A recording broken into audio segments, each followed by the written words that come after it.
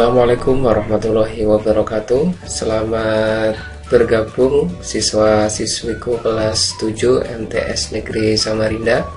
Saya doakan yang mengikuti pembelajaran pada siang hari ini ya, senantiasa diberikan kesehatan dan semangat untuk mengikuti materi pembelajaran IPS yang pertama ini.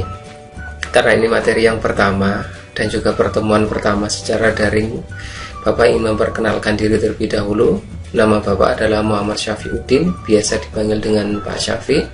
Alamat Bapak berada di Jalan Mugirejo, Gang Pratama.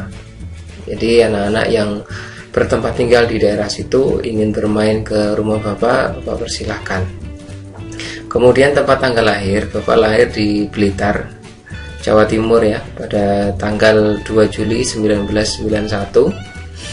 Kemudian riwayat pendidikan mulai dari MI ya, sampai MAN ya, itu di Jawa ya, tepatnya di Blitar. Kemudian menempuh perguruan tinggi S1 dan S2-nya di Universitas Negeri Malang. Mungkin itu perkenalan singkat dari Bapak. Jika ada pertanyaan bisa ditanyakan di kolom komentar ya anak-anak. Berikutnya setelah perkenalan ini, Bapak ingin memperkenalkan buku yang akan kita gunakan. Karena setelah pengumuman dari Perpus kemarin, ternyata untuk buku IPS tidak dipinjami oleh Perpus. Makanya nanti Bapak akan membagikan file buku yang akan kita gunakan. Ya, anak-anakku, ini adalah buku IPS yang akan kita gunakan. Ya, ini Bapak tunjukkan dulu sampulnya. Ya.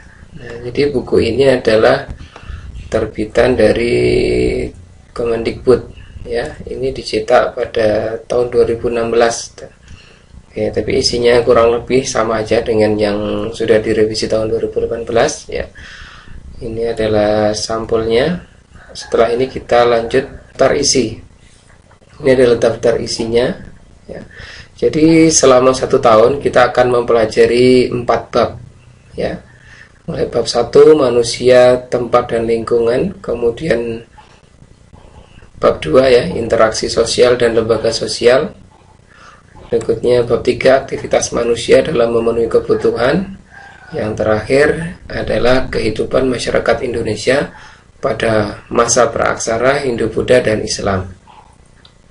Anak-anakku, ini sebagai pengenalan IPS ya, ilmu pengetahuan sosial ini. Jadi pendekatan ilmu pengetahuan sosial ini ya, itu dari segi geografi, ya, dari segi sejarah, dari segi sosiologi, dan dari segi ekonomi. Jadi ada 4. Makanya di sini ada 4 bab itu. Untuk yang bab 1 ini pendekatannya adalah pendekatan geografi. Makanya nanti kita akan banyak mempelajari tentang letak-letak Indonesia dan juga peta. Ya. Oke, langsung saja kita kepada materi untuk pertemuan pertama ini. Oke, Bapak lanjutkan kepada sesi materi. Jadi pada bab 1 ini terbagi jadi 4 materi ya. Materi 6 materi. Jadi materi 1 berkaitan dengan tata ruang, kemudian interaksi ruang ya.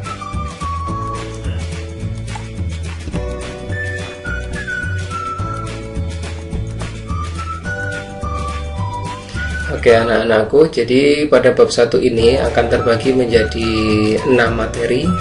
Yang pertama pengertian ruang dan interaksi antar ruang ya. Kemudian materi yang kedua pemahaman lokasi melalui peta. Materi yang ketiga letak dan luas Indonesia. Materi keempat dinamika kependudukan. Materi kelima kondisi alam Indonesia. Yang terakhir adalah perubahan akibat interaksi antar ruang. Dan untuk hari ini yang kita akan pelajari adalah pengertian ruang dan interaksi antar ruang. Oke, Bapak lanjutkan. Materi pengertian ruang dan interaksi antar ruang. Terlebih dahulu sebelum kita membahas lebih jauh, kita perlu dulu mengetahui apa itu pengertian ruang ya. Ruang adalah tempat di permukaan bumi, baik secara keseluruhan maupun hanya sebagian yang digunakan oleh makhluk hidup untuk tinggal. Yang perlu dipahami oleh anak-anakku, ruang di sini bukan tempat yang sempit ya. Bukan ruang makan ya, ruang tamu atau ruang belajar, tidak. Tapi dalam konsep IPS dengan pendekatan geografi yang dikatakan ruang ini tidak ada batasnya, ya tidak ada batasnya. Sebab selama ruang itu berpengaruh terhadap kehidupan manusia, ya dia berinteraksi dengan manusia, maka itu dikategorikan sebagai ruang. Jadi fleksibel sekali. Jadi tiap individu, ya itu ruangnya, ya bisa luas, bisa juga sempit, tergantung jangkauan dia beraktivitas. Oke, itu pengertian ruang. Supaya lebih paham lagi, Bapak ingin menjelaskan tentang komponen ruang, ya. Jadi komponen ruang ini adalah bagian-bagian apa yang dia itu berinteraksi dengan ruang itu. Yang pertama adalah atmosfer. Atmosfer adalah udara yang berpengaruh terhadap manusia, ya. Berikutnya ada litosfer. Litosfer ini berupa tanah dan batuan yang menjadi sumber daya alam. Nah, maksudnya litosfer ini adalah tempat atau media untuk bertanam, ya, sebagai tempat tumbuhnya tumbuh-tumbuhan di mana itu dimanfaatkan oleh manusia. Contohnya sayuran, buah-buahan. Nah, itu kan ruangnya manusia juga, ya, ruang tempatnya manusia. Berikutnya adalah makhluk hidup. Ini ada hewan dan tumbuhan. Hewan juga berpengaruh juga terhadap manusia, ya. Kita gampang ambil contohnya adalah yang kita konsumsi sehari-hari adalah ayam, ya, kadang kambing, ya, kadang juga hewan sapi, ya, yang dia itu berinteraksi langsung dengan manusia. Oke, berikutnya komponen ruang berikutnya adalah hidrosfer. Ini perairan laut, ya. Laut ini air asin, ya, sungai dan danau. Nah, jadi ada perairan air asin dan juga air tawar. Semuanya berpengaruh terhadap manusia. Ya, misalkan kita berwisata ke pantai, berarti ruang kita adalah ya pantai itu, ya, bagian dari ruang kehidupan manusia itu. Nah, jadi itu komponen ruang, sehingga dengan kita mengetahui komponen itu kita bisa mengetahui batasan-batasan ruang itu seperti apa. Lanjut, setelah komponen ruang adalah interaksi ruang. Nah, interaksi ruang merupakan interaksi yang disebabkan perbedaan karakteristik ruang satu dengan lainnya, karena setiap ruang membutuhkan ruang lainnya untuk memenuhi kebutuhan hidup. Nah, jadi di sini perbedaan karakteristik ruang, ya, perbedaan komponen ruang tadi, ya, itu menyebabkan interaksi. Kita ambil contoh, ya, ambil contoh misalnya suatu ruang tertentu, ya, itu kondisi litosfer atau tanahnya itu subur, sementara ruang tertentu, ya, atau kita sebut ruang B gitu, ya, ruang B ini kondisi tanahnya tidak subur. Maka antar ruang itu akan melakukan interaksi, karena daerah yang subur bisa menanam sayuran, daerah yang tidak subur tidak bisa menanam sayuran. Akhirnya terjadilah di situ jual beli sayuran. Misalkan lagi adalah perbedaan ruang dalam karakteristik hidrosfernya, perairan.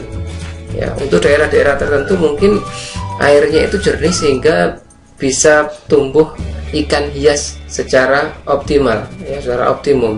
Sehingga untuk daerah tertentu itu atau ruang tertentu itu cocok untuk usaha ikan hias. Tapi untuk daerah lain yang airnya keruh, bahkan susah untuk dapatkan air, maka tidak bisa dia usaha pembudidayaan ikan hias.